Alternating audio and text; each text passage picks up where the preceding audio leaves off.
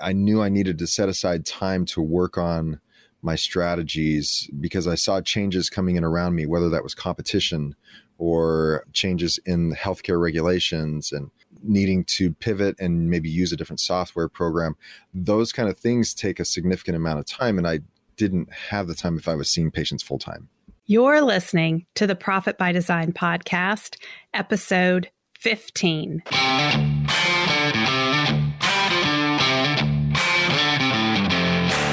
You work hard in your business. On the Profit by Design podcast, we ask the big question: what has your business done for you lately? Hi, I'm Dr. Sabrina Starling, the business psychologist, the author of How to Hire the Best, and your co-host on the Profit by Design podcast. Weekly, my co-host, Mike Bruno, and I bring you tips, tools, and strategies from our own experiences and from the experiences of our guests, who are entrepreneurial thought leaders and real-life entrepreneurs, all to support you in making intentionally profitable and sustainable business decisions to live the lifestyle you desire. Today's episode of the Profit by Design podcast is brought to you by Tap the Potential, the home of How to Hire the Best and the 4-week vacation program, Contractor Business Solutions, and the Small Business Consulting Group. Hey, profit designers. In just a moment, you're going to get to listen in on a conversation between myself and Nathan Shields. Nathan is the host of a podcast called Physical Therapy Owners Club. And I brought Nathan in on the show because he has sold a business that he built with a partner, moved to Alaska, which was a lifestyle choice, and now he's running another business from Alaska. So I think he has some interesting life experience and business experience that he can share with us around making sustainably profitable lifestyle choices. Now, on the show, we get into some really juicy topics. We're going to talk about how Nathan figured out he needed to pull himself out of the business. He shares with us about getting out of his comfort zone. He has some words of wisdom about successful partnerships. And then we get into a pretty juicy conversation about investing in ourselves through coaching. And for those of us who are do-it-yourselfers, I'm one of those sometimes. We talk about reading books and trying to implement things on our own versus getting help and bringing in a coach or an expert to help us with our business. And we also talk about the role that fear plays in our decision making. So we're going to get into all of that, but I want to share with you a little bit more about Nathan's background before we dive in. Nathan is a physical therapist. He's co-founder and owner of Rise Rehabilitation Specialists and co-founder and CEO of Rise Diagnostics in Alaska. In conjunction with his extensive training and experience in orthopedic physical therapy, Nathan is an APTA board-certified specialist in clinical electromyography and is proficient in musculoskeletal ultrasound diagnostic testing. He is one of only a few physical therapists across the nation who perform these diagnostic services. Nathan and his partner, Will Humphreys, merged and sold Rise Rehabilitation Specialists in 2018 to form Empower Physical Therapy, which now has 20 plus PT clinics across 3 states. Nathan works with the business development team at Empower PT while continuing to work at Rise Diagnostics. One of Nathan's proudest adventures is his recently launched podcast specific to physical therapy business ownership called the Physical Therapy Owners Club. When looking for a podcast that he could use as a resource for successful actions in the physical therapy sphere, Nathan found a dearth of available content, and he set out to fix it. He's a true entrepreneur. Nathan interviews successful PT owners and business leaders to extract their secrets to growth, stability, and freedom on a weekly basis. Hey, he's got a lot in common with us on the Profit by Design podcast.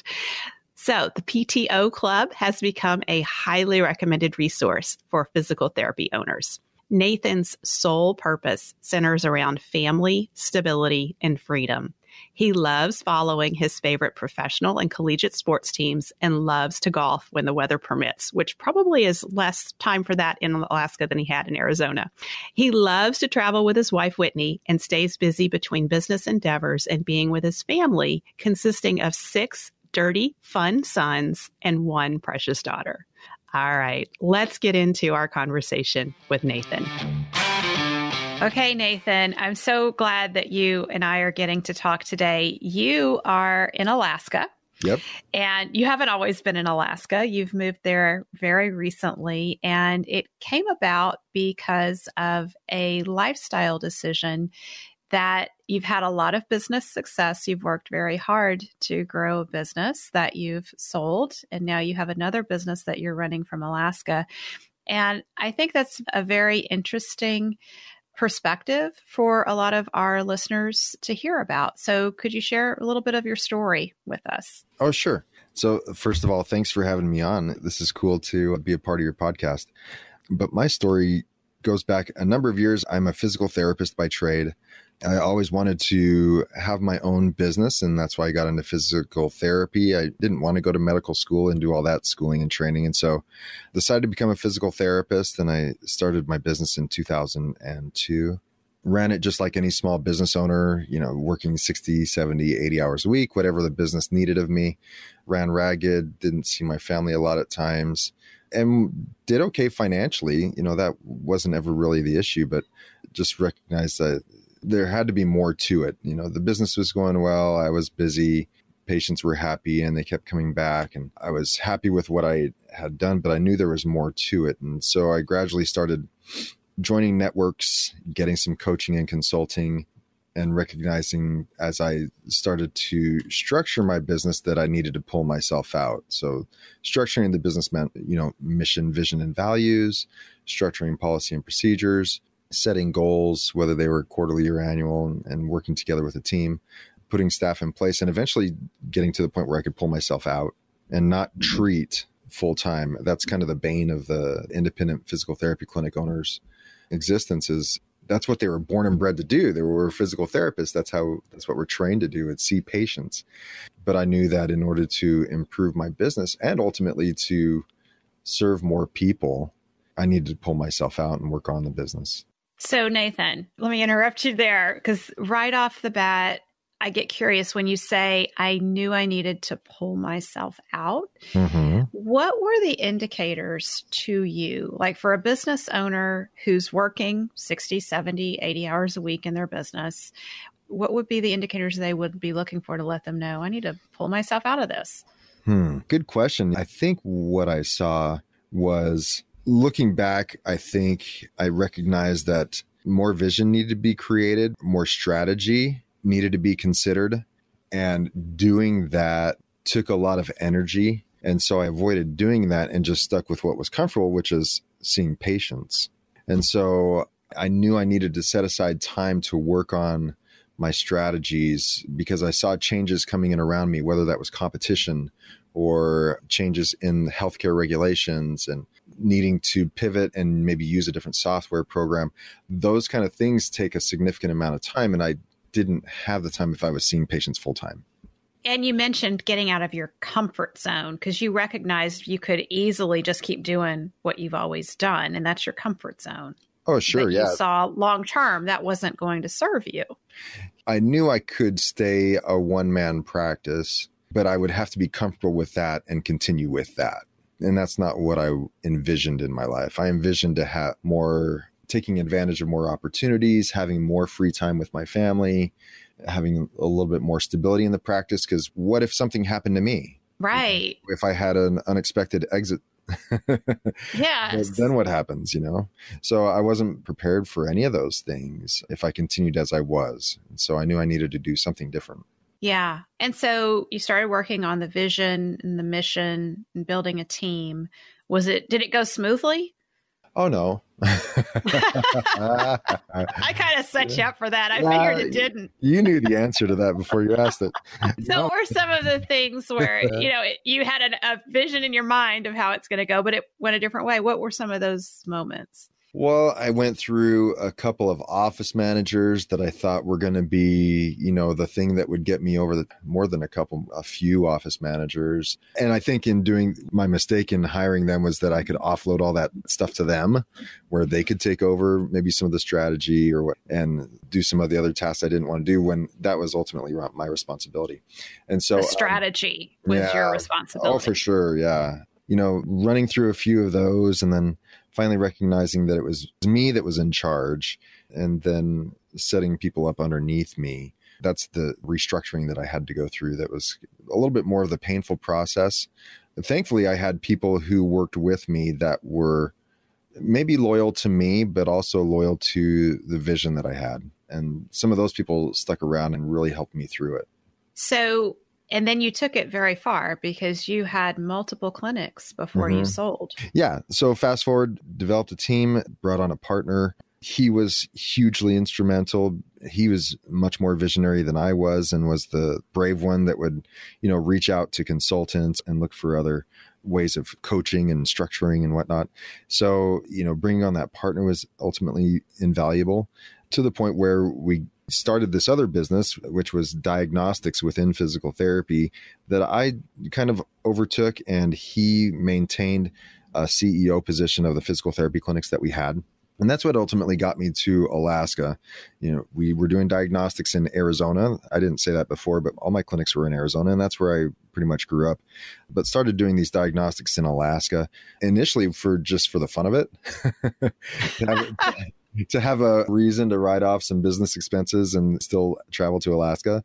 But the business caught on. And so after commuting up here for a few months and developing that business, thinking that initially it was going to be just a once a month type of thing from Arizona to Alaska, my wife and I decided to move our family up here and develop the business a little bit more and have a little adventure. How fun. So on the Profit by Design podcast, we are all about building profitable and sustainable businesses that support the lifestyle we desire. And I think what's really fun and interesting about what you've shared is you started this venture that you were doing to have a reason to go to Alaska and have some business expenses that you could write off. Yeah. And then you found you liked it, and then you've moved up there. Did you have any trouble at any point giving yourself permission that, hey, I can take a different course or I can switch lanes and do something a little different here? Yeah, it probably goes back to where I saw myself in the company. My partner and I were getting to a point where we weren't really clear. And maybe you've come up against this with all of your years in the past, Sabrina, but we weren't really clear as to what our roles were. We were relatively equals, or financially we were equals, but we weren't sure who was responsible for what and how to hold each other accountable and for those things. And so that partnership, something happened within there where we recognized we needed to do something different.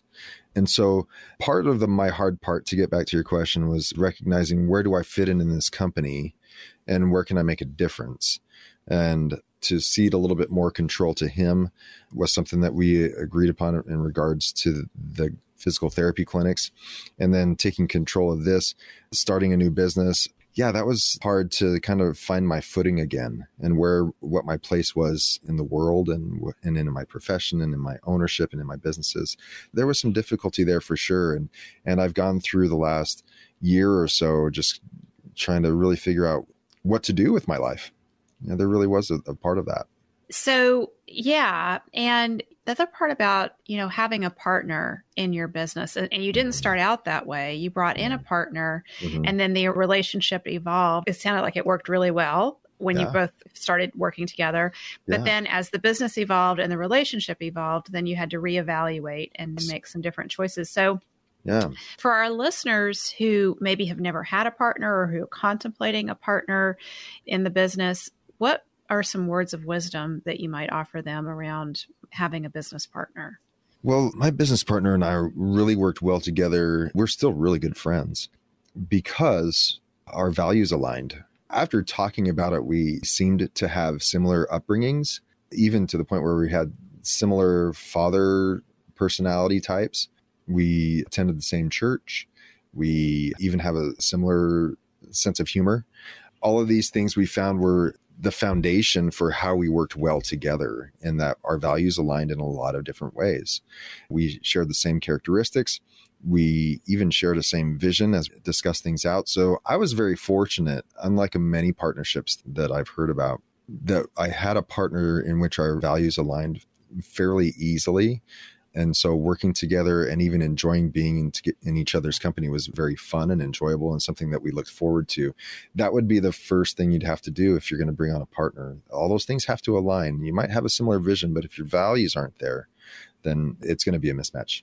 Yes, I couldn't agree more. I think the alignment and synchronicity of values is key to that kind of relationship. And then I also heard you talking about that you had probably lots of conversations around the vision for the company and being really clear that you both wanted to take it in a similar direction. So, Nathan, I know that you have some good experience to share with us around building a profitable business, and I want to ask you to share some of your insights with us on that. But let's take a break here and hear from our sponsor. Hey, profit designers, are you planning your profit in 2019? If so, I want to share a special opportunity with you. In 2019, I'm going to be coaching 5 small business owners through life-changing business transformations. So what does that mean? Well, for starters, we're going to be working on tripling your profit. That means you keep more of what you make and you reap the rewards of your entrepreneurial hard work. Now, you being a profit designer, you have heard Mike and I talking about the importance of designing your business to be sustainably profitable. That's the first thing that we're working on in this program in 2019 with these 5 small business owners. Then we're working on zeroing in on your business sweet spot. This is where we focus on identifying your top clients, what they need most from you, how that aligns with your strengths, and then putting the systems in place in the business to support that.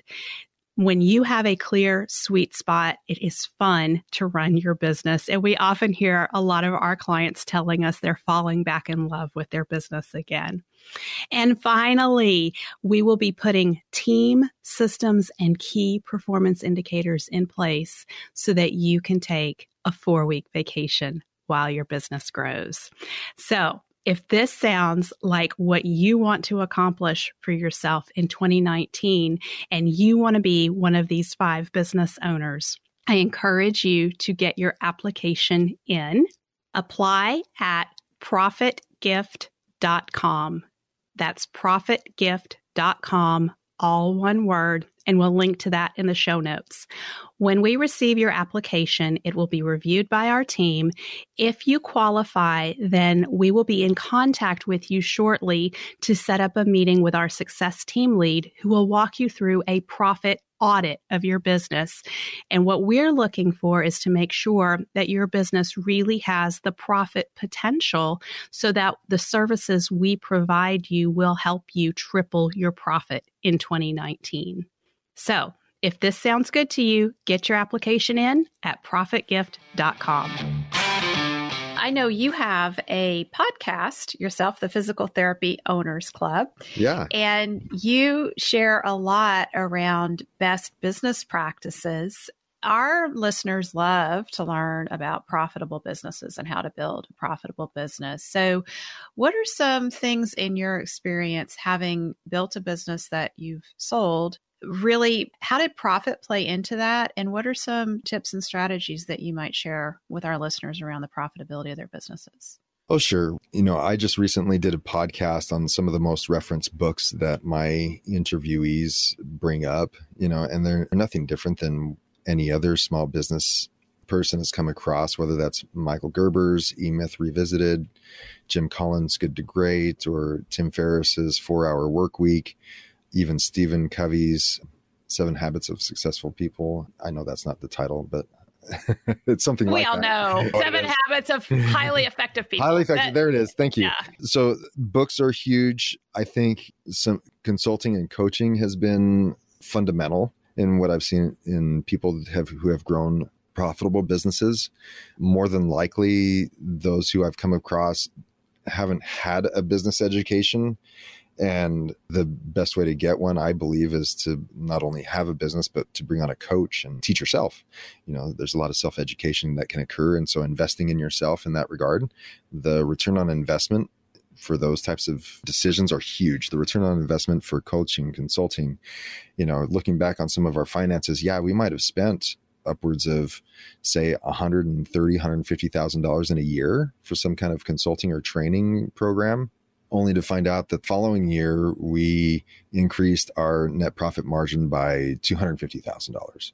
Whoa. Yeah. So I think, and when we sold our businesses, I think about that because the accounting group from the buyer's side, they questioned, how much money we spent on coaching and consulting. And I said, well, yeah, you can pinpoint that one year, maybe 2015, we spent over $100,000 in coaching and consulting, but do you not see the increase in revenue and the increase in profit the following year that went up $250,000? And they were able to recognize that. And that's when it finally hit home to me that there is a significant return on investment when it comes to investing in yourself through education, coaches, consultants.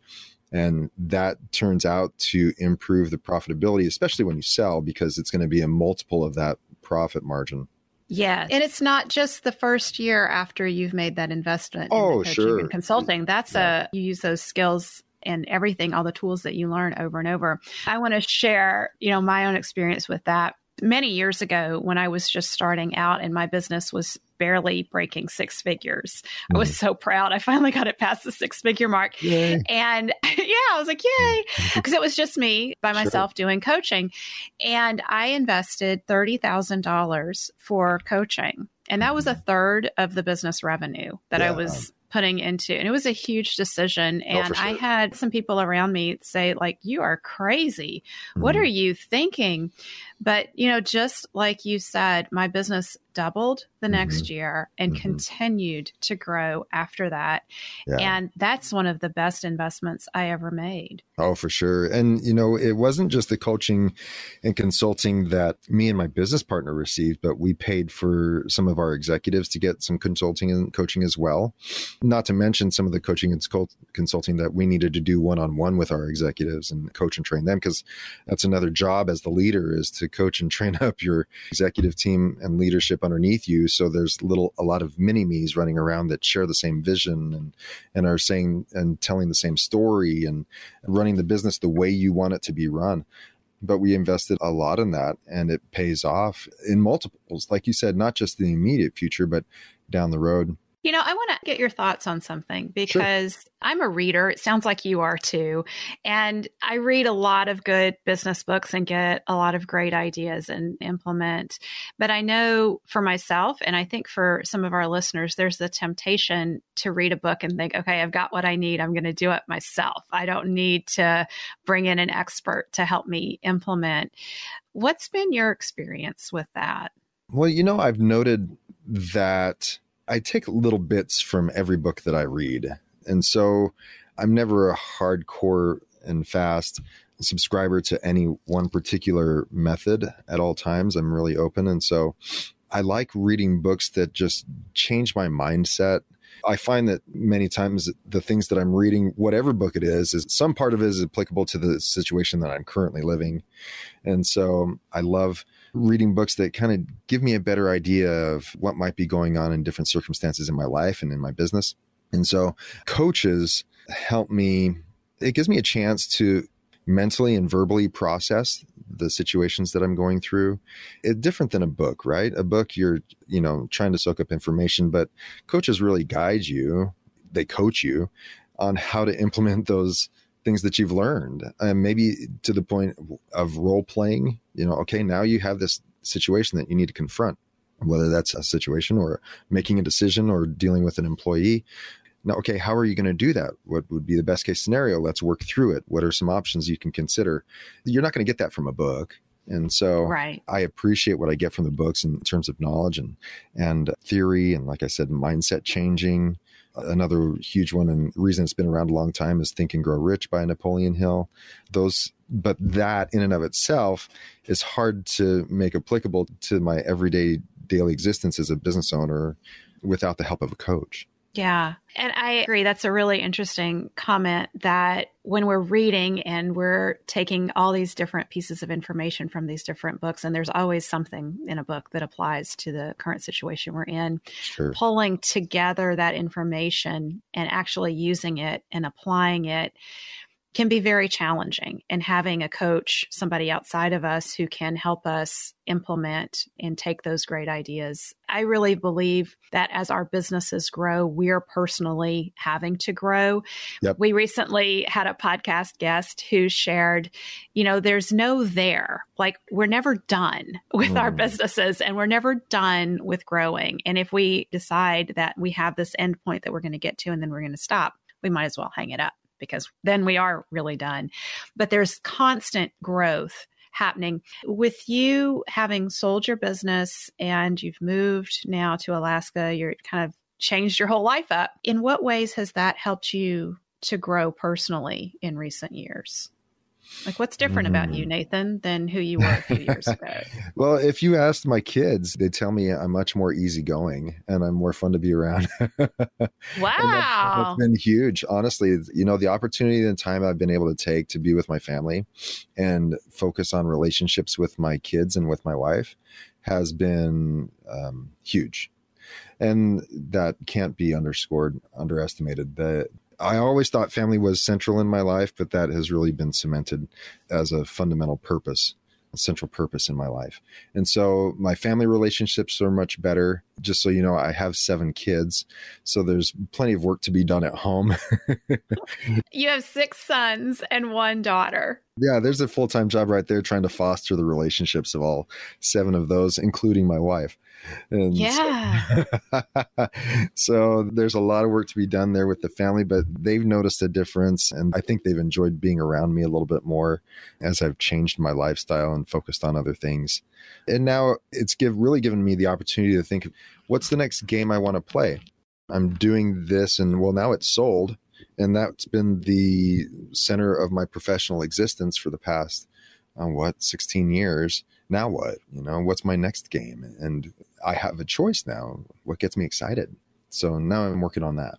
I think that's a wonderful place to be, and probably a little bit disconcerting because, it's just kind of like when you're in high school and everybody says, what are you going to be when you grow up? And there's this pressure.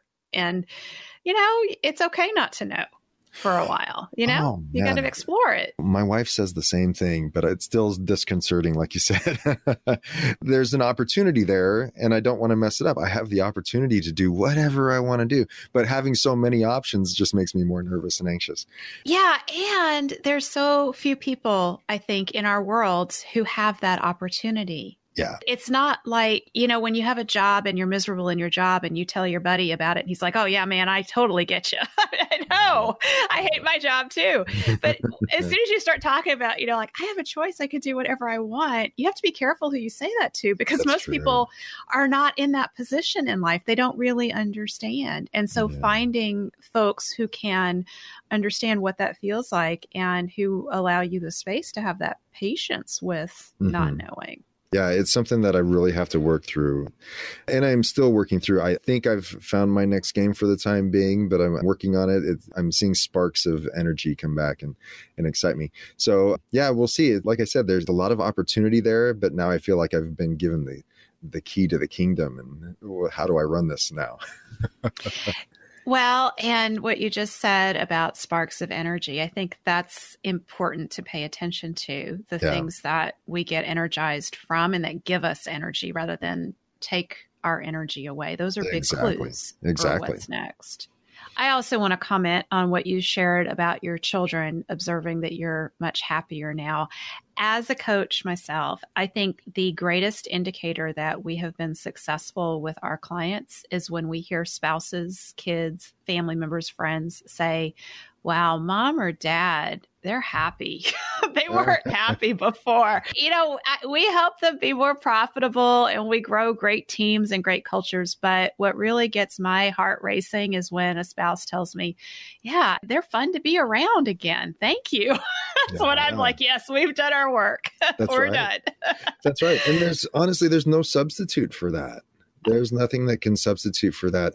It's not about quality time versus quantity time. I don't know if that can be legitimate. There needs to be a quantity amount of time with your family so that when issues come up, you're there. No amount of quality time is going to make up for the instance when kids having a breakdown and you're there to give them a shoulder to cry on and just console them. If I'm at work until 8 o'clock at night or 10 o'clock at night, and I can't be there for a situation like that, no amount of quality time is going to make up for that. So I've been able to spend time with my family, and I think that's really been helpful in that regard. So Nathan, before we wrap up here, I want to kind of ask you an unusual question. If you had the opportunity to go back in time and talk to yourself that was working really hard in the business and you were trying to figure out what to do next, from where you are now, what words of wisdom would you say to yourself if you could have that conversation? I think I would focus on, number one, letting myself know that everything is going to be okay.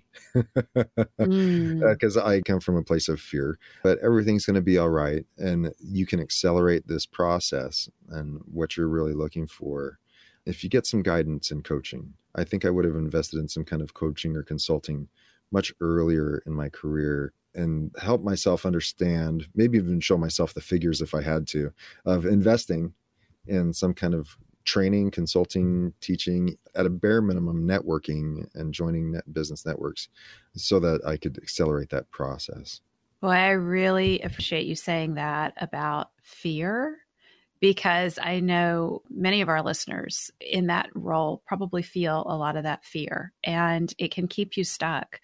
So I think you probably hit a chord there with that, and then looking at investing and looking for people who can help you get around that fear.